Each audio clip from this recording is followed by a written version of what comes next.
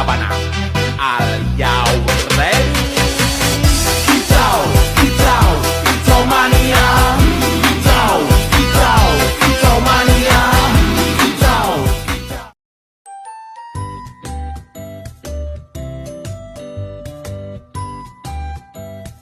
Konflik Aceh. Konflik Aceh terjadi karena adanya ketidakpuasan masyarakat Aceh terhadap pemerintah pusat dalam berbagai bidang, terutama politik, ekonomi, dan keadilan sosial.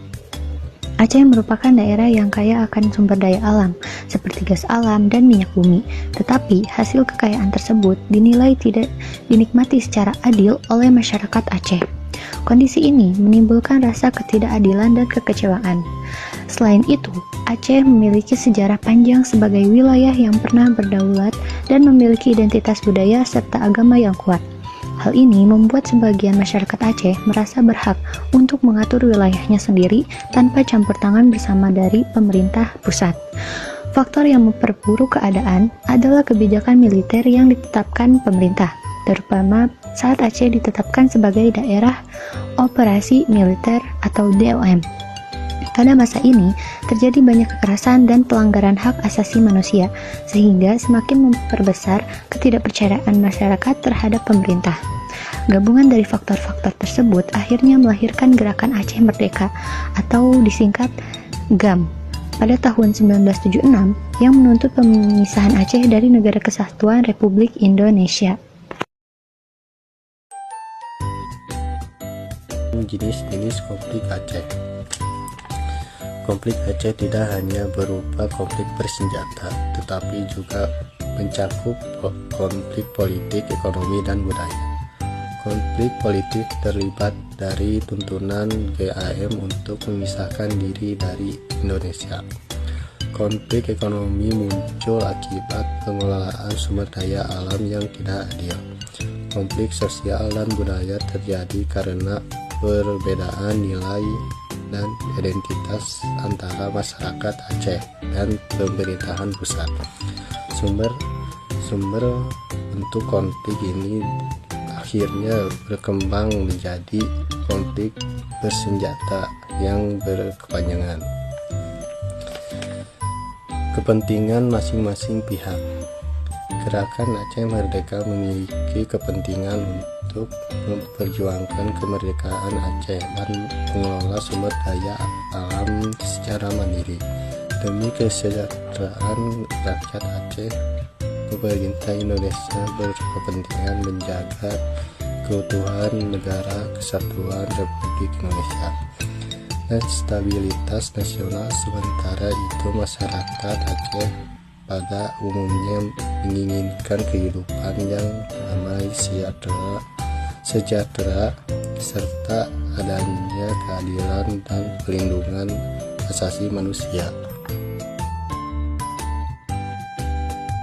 Strategi yang dipilih dalam penyelesaian konflik Aceh adalah strategi negosiasi dan mediasi atau jalur damai yang menghasilkan perjanjian damai Helsinki tahun 2005 antara pemerintah Indonesia dan Gerakan Aceh Merdeka atau sering dikenal sebagai GAM. Strategi ini mengutamakan dialog, kesepakatan bersama, dan kompromi, bukan lagi pendekatan militer. Alasan memilih strategi tersebut, strategi negosiasi dipilih karena konflik bersenjata telah berlangsung lama, dari tahun 1976 sampai tahun 2005, dan menimbulkan banyak korban. Pendekatan militer belum berhasil menyelesaikan akar masalah. Tsunami Aceh tahun 2004 menyadarkan semua pihak pentingnya perdamaian. Kedua belah pihak mulai terbuka untuk mencari solusi damai. Dukungan mediator internasional membantu proses berjalan netral. Pencegahan konflik serupa.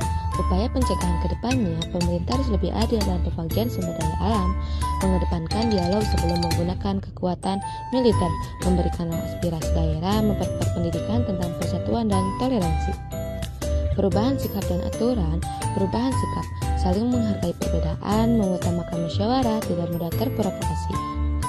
Perubahan aturan, memberikan otonomi daerah yang lebih jelas dan adil, menegakkan HAM secara tegas, transparansi dalam pengelolaan kekayaan daerah.